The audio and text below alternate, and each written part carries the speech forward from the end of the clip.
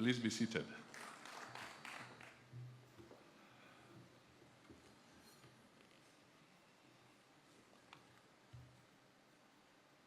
Your Excellency, Namgyal Kampa, High Commissioner for India to Kenya, Mr. P.V. Sambasya Rao, Dr. Narendrath Reddy, Mr. Alejandro Grana, Vice President, distinguished delegates, ladies and gentlemen, hamujambo. That is the Kenyan greeting in Kiswahili.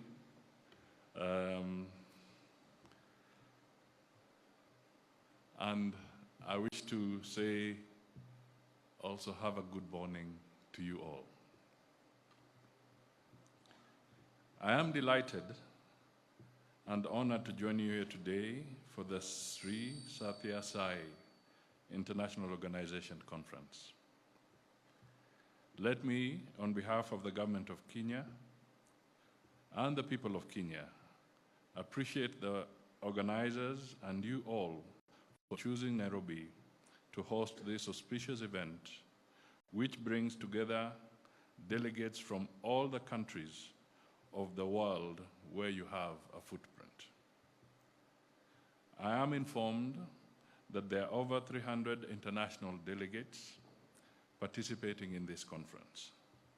So I welcome you all to Nairobi, our beautiful city, and to Kenya, which is the financial and technological capital of the East African region.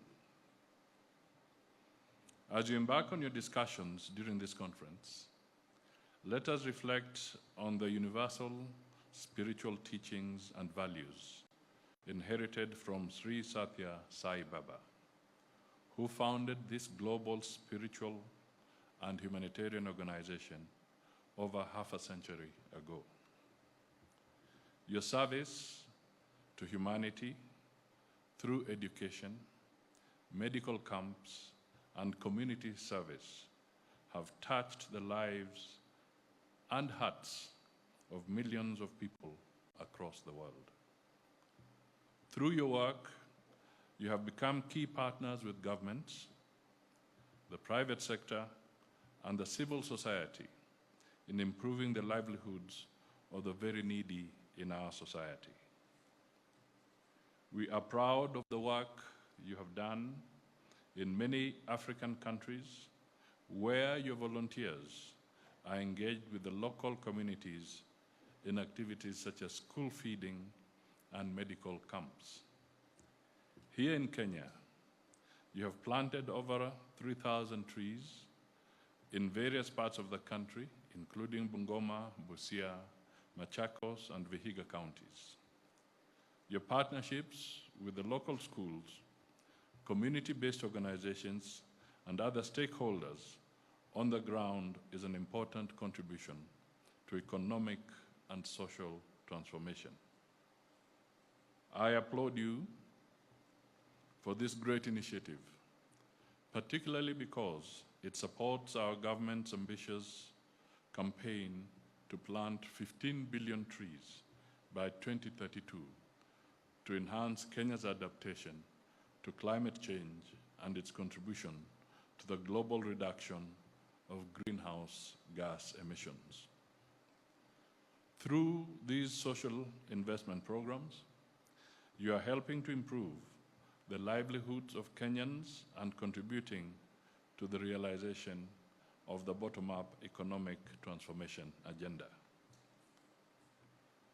As I conclude, let me take this opportunity to appreciate the organizers for organizing this forum, for growing the spiritual and humanitarian seed that Sri Sathya Sai Baba sowed to enhance the survival of humanity.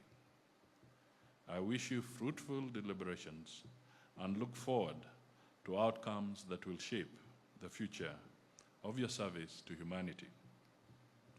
Let me just take a couple of minutes to speak away from my formal remarks. First, I experienced some of your efforts personally, and there was evidence that came onto the screen.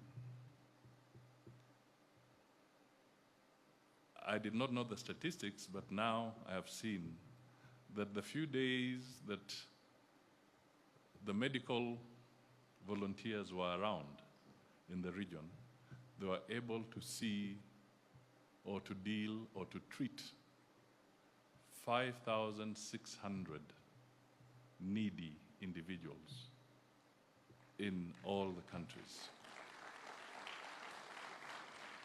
That is Kenya, Uganda, and Tanzania. I want you to just reflect for a moment. If it was the normal process, how many days or months would it take for those people to get the formal appointments in hospitals?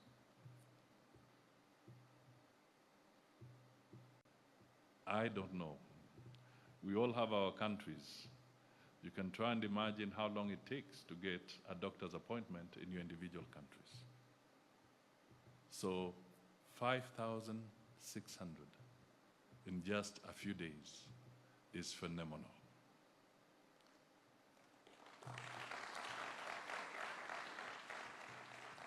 Now, take another step back and reflect.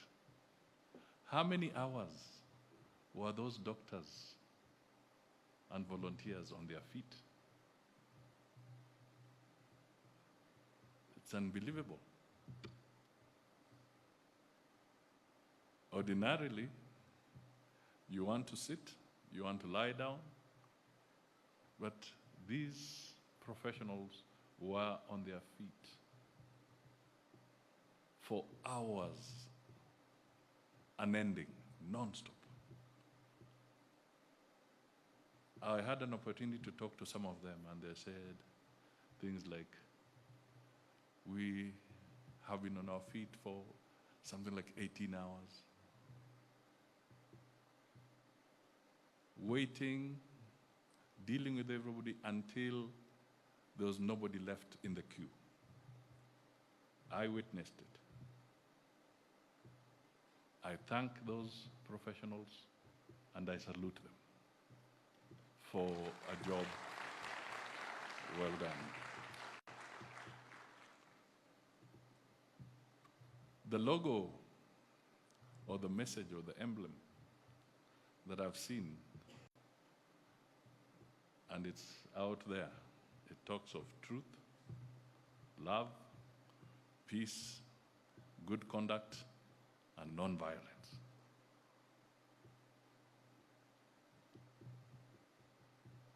What more global constitution do you want? It's all there. In just a few words, the entire global constitution, the humanity constitution is there. In Kenya, in the last few days, we have had our share of upheaval because it's a trying moment globally in many different ways. The danger of climate change is looming all over like a dark cloud. The world must look for the silver lining in that dark cloud and help us overcome the challenges of global climate challenges. It is one of the pillars that you talk about under the Siri Baba agenda. We are dealing with poverty. We are dealing with challenges of healthcare for the millions of people who cannot afford it.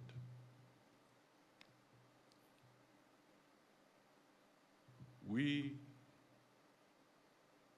have to work towards dialogue and make sure that there is non-violence Our Constitution provides for people to express themselves. They did. But of course, the Constitution does not provide for violent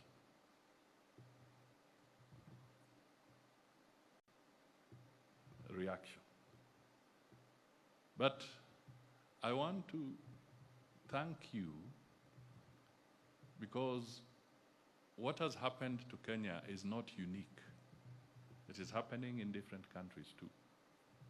But I want to thank you specifically that in spite of the upheaval, you still had the courage and determination to have this conference held here in Nairobi.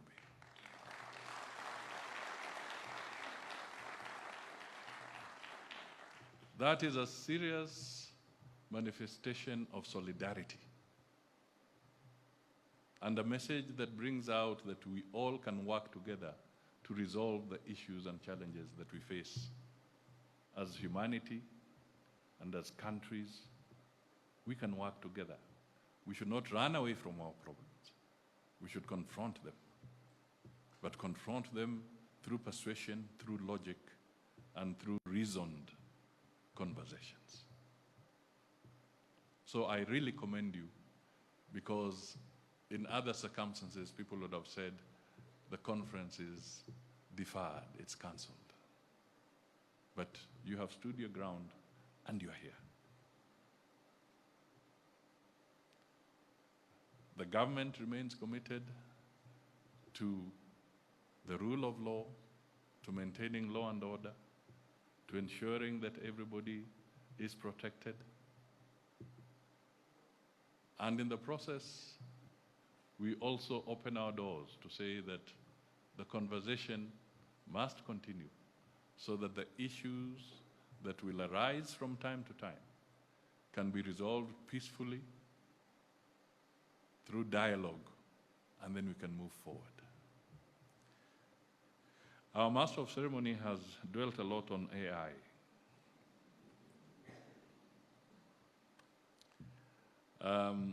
And the truth is, technology was a very strong instrument in the communication that the younger people were conveying this time around. So, the message I carry home with me is that you have to look very carefully at two things. Look closely at the teachings of Sri Sathya Sai Baba, but also look very closely to AI.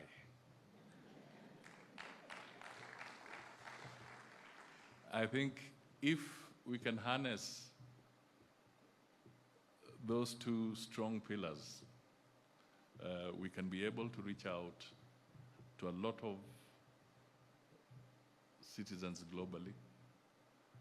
Our statistics show that 68% or 70% of Kenya's population are those that are going to be inclined to AI. The demographics have shifted. It's the young people that are dominant in numbers. But we now must make them dominant also in the ideas and embracing peace and having the long-term solutions and embracing patience as we go forward. And the 68-78% that is in Kenya, demographically as young people, is also what is happening in the rest of Africa. It is exactly the same. So there's going to be a challenge in this continent, but through interventions like yours, through conferences like yours, through practical approaches like this, we can make that difference. I step off the podium by acknowledging that one of the institutions that has been prominently featured here, that is the Itando Health Center or the Sabatia Hope Center benefited from your partnership. They are here somewhere. I think the nurses from there. The light is hitting me, so I don't know where they may be seated. But I've been told they are in this conference room, and I'm happy that they are here. My plea to you is that as you adopt other centers and other institutions globally, please look favorably at this Itando Health Center, this Hope Center in Western Kenya that would benefit tremendously from the kind of talent, human resource, professional resource, and even financial support to improve what they're doing. It's a partnership between the Catholic Church and ourselves. I'm a Quaker. So we have partnered on the ground. My family bought the land and donated it.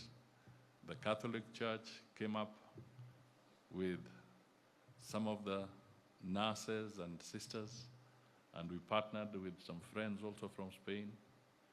But we could do much better with the partnership of the SSSIO SAI. Humanitarian touch. So ladies and gentlemen, it is now my honor and privilege to declare this SSSIO SAI International Organization Conference officially opened.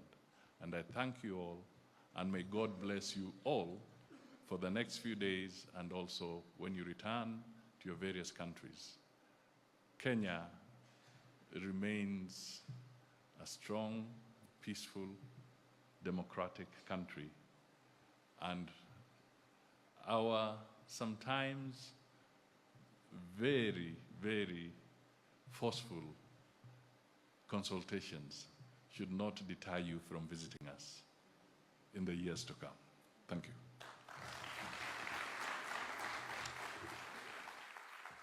His Excellency, thank you so much. May we please ask you to wait for a few moments here. Thank you for an amazing address, and thank you for your warm hospitality, for hosting us in the beautiful land of Kenya, and thank you for your efforts, as Brother Leela Prasad said, towards social reform and upliftment of